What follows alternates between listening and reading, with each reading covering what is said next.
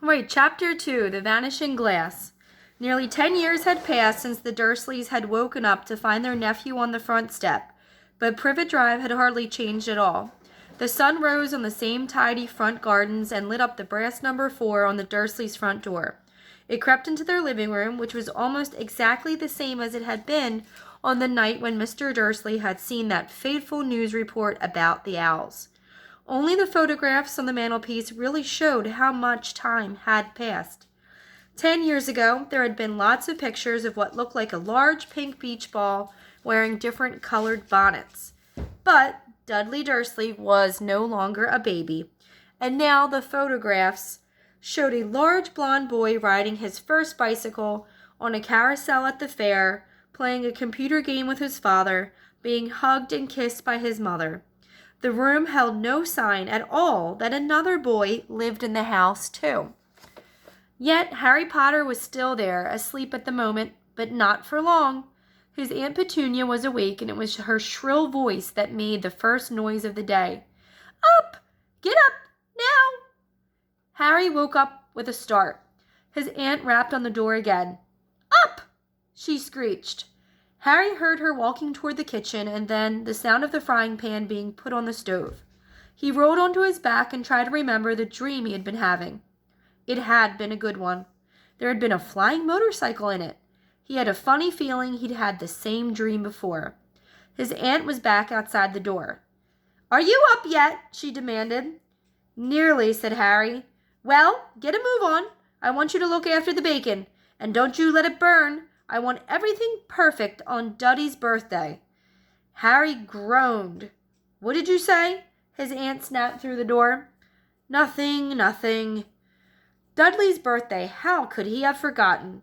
Harry got slowly out of bed and started looking for socks. He found a pair under his bed and, after pulling a spider off one of them, put them on. Harry was used to spiders because the cupboard under the stairs was full of them, and that was where he slept. When he was dressed, he went down the hall into the kitchen. The table was almost hidden beneath all Dudley's birthday presents. It looked as though Dudley had gotten the new computer he wanted, not to mention the second television and the racing bike. Exactly why Dudley wanted a racing bike was a mystery to Harry, as Dudley was very fat and hated exercise, unless, of course, it involved punching somebody. Dudley's favorite punching bag was Harry, but he couldn't often catch him. Harry didn't look it, but he was very fast. Perhaps it had something to do with living in a dark cupboard, but Harry had always been small and skinny for his age. He looked even smaller and skinnier than he really was because all he had to wear were old clothes of Dudley's, and Dudley was about 4 times bigger than he was. Harry had a thin face, knobbly knees, black hair, and bright green eyes. He wore round glasses held together with a lot of Scotch tape because of all the times Dudley had punched him on the nose. The only thing Harry liked about his own appearance was a very thin scar on his forehead that was shaped like a bolt of lightning. He had had it as long as he could remember, and the first question he could ever remember asking his Aunt Petunia was how he had gotten it. "In the car crash when your parents died," she had said, "and don't ask questions." Don't ask questions. That was the first rule for a quiet life with the Dursleys.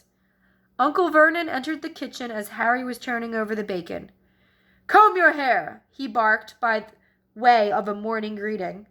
About once a week, Uncle Vernon looked over the top of his newspaper and shouted that Harry needed a haircut. Harry must have had more haircuts than the rest of the boys in his class put together, but it made no difference. His hair simply grew that way, all over the place. Harry was frying eggs by the time Dudley arrived in the kitchen with his mother. Dudley looked a lot like Uncle Vernon. He had a large pink face, not much neck, small, watery blue eyes, and thick blonde hair that lay smoothly on his thick, fat head. Aunt Petunia often said that Dudley looked like a baby angel. Harry often said that Dudley looked like a pig in a wig. Harry put the plates of egg and bacon on the table, which was difficult as there wasn't much room. Dudley, meanwhile, was counting his presents. His face fell. 36, he said, looking up at his mother and father. That's 2 less than last year. Darling, you haven't counted Aunt Marge's present. See, it's here under this big one from Mommy and Daddy. All right, 37 then, said Dudley, going red in the face. Harry, who could see a huge Dudley tantrum coming on, began wolfing down his bacon as fast as possible in case Dudley turned the table over. Aunt Petunia obviously scented danger, too, because she said quickly, "And we'll buy you another 2 presents while we're out today. How's that, Popkin? 2 more presents. Is that all right?" Dudley thought for a moment. It looked like hard work. Finally, he said, slowly, "So I'll have 39, sweetums," said Aunt Petunia. "Oh," Dudley sat down heavily and grabbed the nearest parcel. "All right, then." Uncle Vernon chuckled. "Little Tyke wants his money's worth, just like his father. Attaboy, Dudley." He ruffled Dudley's hair. At that moment, the telephone rang, and Aunt Petunia went to answer it, while Harry and Uncle Vernon watched Dudley unwrap the racing bike, a video camera, a remote control airplane, 16 new computer games, and a VCR. He was ripping the paper off a gold wristwatch when Aunt Petunia came back from the telephone looking both angry and worried. "Bad news, Vernon," she said. "Mrs. Figg's broken her leg. She can't take him." She jerked her head in Harry's direction. Dudley's mouth fell open in horror, but Harry's heart gave a leap. Every year on Dudley's birthday, his parents took him and a friend out for the day, to adventure parks, hamburger restaurants, or the movies. Every year, Harry was left behind with Mrs. Figg, a mad old lady who lived 2 streets away. Harry hated it there.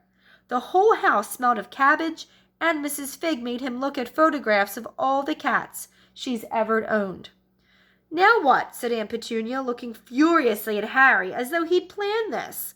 Harry knew he ought to feel sorry that Mrs. Figg had broken her leg, but it wasn't easy when he reminded himself it would be a whole year before he had to look at Tibbles, Snowy, Mr. Paws, and Tufty again. "We could phone Marge," Uncle Vernon suggested. "Don't be silly, Vernon. She hates the boy." The Dursleys often spoke about Harry like this, as though he wasn't there, or rather as though he was something very nasty that couldn't understand them, like a slug. What's her name, your friend, Yvonne?" "On vacation in Majorca," snapped Aunt Petunia. "You could just leave me here," Harry put in hopefully. He'd be able to watch what he wanted on television for a change, and maybe even have a go on Dudley's computer. Aunt Petunia looked as though she'd just swallowed a lemon. "And come back and find the house in ruins?" she snarled. "I won't blow up the house," said Harry, but they weren't listening. "I suppose we could take him to the zoo," said Aunt Petunia slowly, "and leave him in the car." "That car's new. He's not sitting in it alone." Dudley began to cry loudly. In fact, he wasn't really crying. It had been years since he'd really cried. But he knew that if he screwed up his face and wailed, his mother would give him anything he wanted. "Dinky Duddy-Dums, don't cry. Mummy won't let him spoil your special day," she cried, flinging her arms around him. "I don't want him to come," Dudley yelled between huge pretend sobs. "He always spoils everything." He shot Harry a nasty grin through the gap in his mother's arms. Just then the doorbell rang. "Oh, good Lord, they're here," said Aunt Petunia frantically, and a moment later Dudley's best friend, Piers Pocus, walked in with his mother. Piers was a scrawny boy with a face like a rat. He was usually the one who held people's arms behind their backs while Dudley hit them. Dudley stopped pretending to cry at once. Half an hour later, Harry, who couldn't believe his luck, was sitting in the back of the Dursleys' car with Piers and Dudley on the way to the zoo for the first time in his life. His aunt and uncle hadn't been able to think of anything else to do with him. But before they'd left, Uncle Vernon had taken Harry aside. "I'm warning you," he had said, putting his large purple face right up close to Harry's. "I'm warning you now, boy. Any funny business, anything at all, and you'll be in that cupboard from now until Christmas. I'm not going to do anything, said Harry. Honestly. But Uncle Vernon didn't believe him. No one ever did. The problem was, strange things often happened around Harry, and it was just no good telling the Dursleys he didn't make them happen. Once Aunt Petunia, tired of Harry coming back from the barber's looking as though he hadn't been at all, had taken a pair of kitchen scissors and cut his hair so short he was almost bald except for his bangs, which she left to hide that horrible scar. Dudley had laughed himself silly at Harry, who spent a sleepless night imagining school the next day, where he was already laughed at for his baggy clothes and taped glasses. Next morning, however, he had gotten up to find his hair exactly as it had been before Aunt Petunia had sheared it off. He had been given a week in his cupboard for this, even though he had tried to explain that he couldn't explain how it had grown back so quickly. Another time, Aunt Petunia had been trying to force him into a revolting old sweater of Dudley's, brown with orange puffballs. The harder she tried to pull it over his head, the smaller it seemed to become, until finally it might have fitted a hand puppet, but certainly wouldn't fit Harry. Aunt Petunia had decided it must have shrunk in the wash, and to his great relief, Harry wasn't punished. On the other hand, he'd gotten into terrible trouble for being found on the roof of the school kitchens. Dudley's gang had been chasing him as usual when, as much to Harry's surprise as anyone else's, there he was sitting on the chimney. The Dursleys had received a very angry letter from Harry's headmistress, telling them Harry had been climbing school buildings. But all he had tried to do, as he shouted Uncle Vernon through the locked door of his cupboard, was jump behind the big trash cans outside the kitchen doors. Harry supposed that the wind must have caught him in mid-jump. But today, nothing was going to go wrong. It was even worth being with Dudley and Pierce to be spending the day somewhere that wasn't school, his cupboard, or Mrs. Figg's cabbage-smelling living room. While he drove, Uncle Vernon complained to Aunt Petunia. He liked to complain about things. People at work, Harry, the council, Harry, the bank, and Harry were just a few of his favorite subjects. This morning it was motorcycles. Roaring like maniacs, the young hoodlums, he said as a motorcycle overtook them. I had a dream about a motorcycle, said Harry, remembering suddenly. It was flying. Uncle Vernon nearly crashed into the car in the front. He turned right around in his seat and yelled at Harry, his face like a gigantic beet with a mustache. Motorcycles don't fly! Dudley and Pierce sniggered. I know they don't, said Harry. It was only a dream. But he wished he hadn't said anything. If there was one thing the Dursleys hated even more than his asking questions, it was his talking about anything, acting in a way it shouldn't, no matter if it was in a dream or even a cartoon. They seemed to think he might get dangerous ideas. It was a very sunny Saturday, and the zoo was crowded with families. The Dursleys bought Dudley and Pierce large chocolate ice creams at the entrance, and then, because the smiling lady in the van had asked Harry what he wanted before they could hurry him away, they bought him a cheap lemon ice pop. It wasn't bad either, Harry thought, licking it as they watched a gorilla scratching its head, who looked remarkably like Dudley, except that it wasn't blonde. Harry had had the best morning he'd had in a long time. He was careful to walk a little way apart from the Dursleys so that Dudley and Pierce, who were starting to get bored with the animals by lunchtime, wouldn't fall back on their favorite hobby of hitting him. They ate in the zoo restaurant, and when Dudley had a tantrum because his Knickerbocker Glory didn't have enough ice cream on top, Uncle Vernon bought him another one, and Harry was allowed to finish the first. Harry felt afterward that he should have known it was all too good to last. After lunch, they went to the reptile house. It was cool and dark in there, with lit windows all along the walls. Behind the glass, all sorts of lizards and snakes were crawling and slithering over bits of wood and stone. Dudley and Pierce wanted to see huge poisonous cobras and thick man-crushing pythons. Dudley quickly found the largest snake in the place. It could have wrapped its body twice around Uncle Vernon's car and crushed it into a trash can. But at the moment it didn't look in the mood. In fact, it was fast asleep.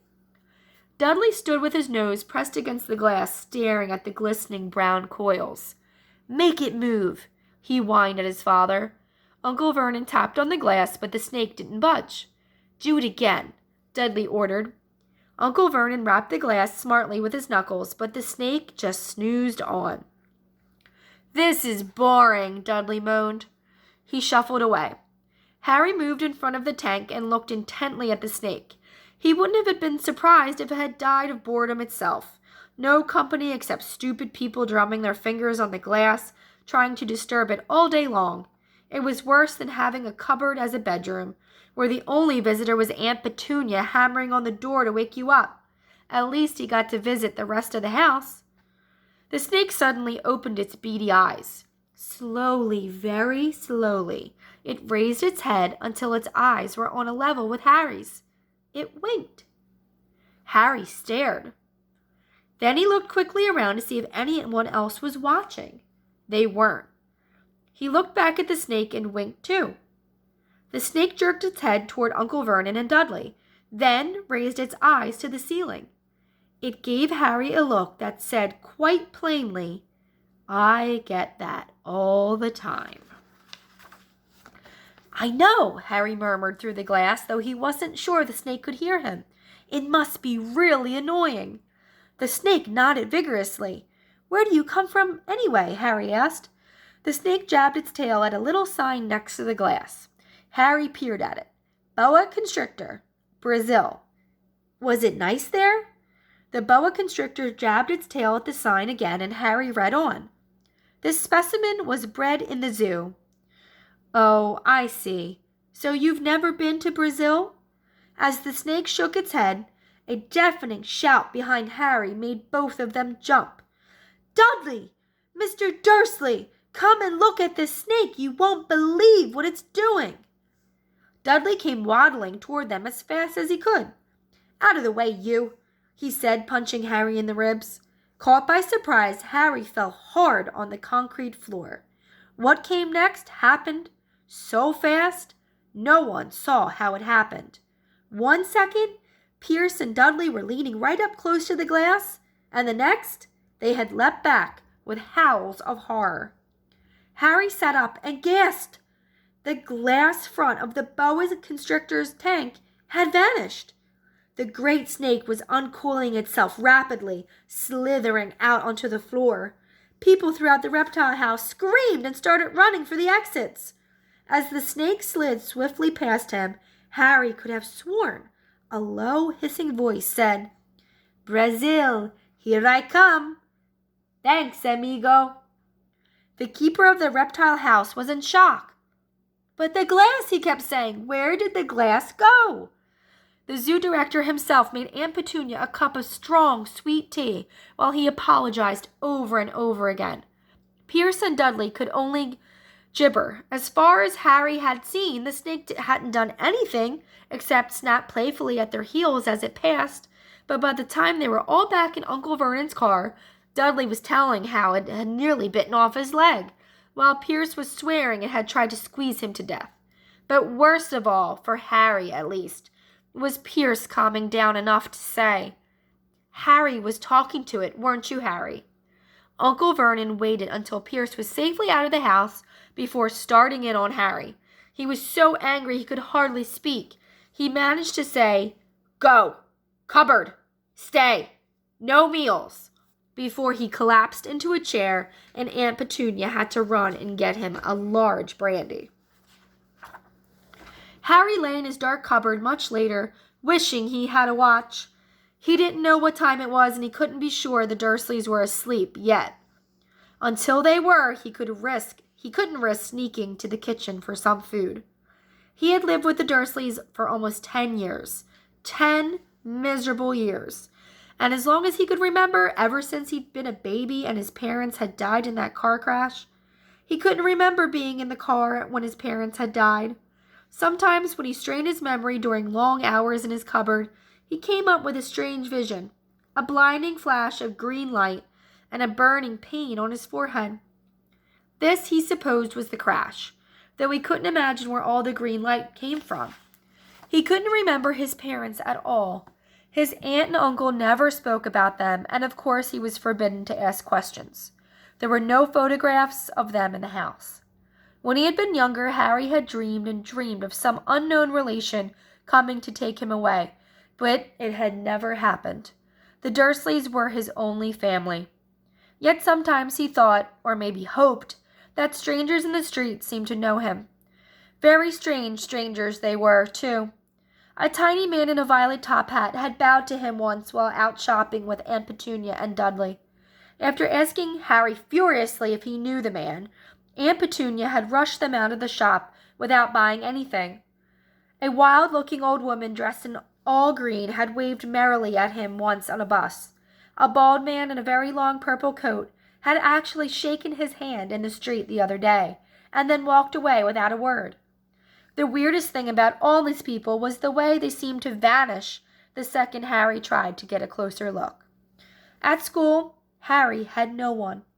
Everybody knew that Dudley's gang hated that odd Harry Potter in his baggy old clothes and broken glasses, and nobody liked to disagree with Dudley's gang.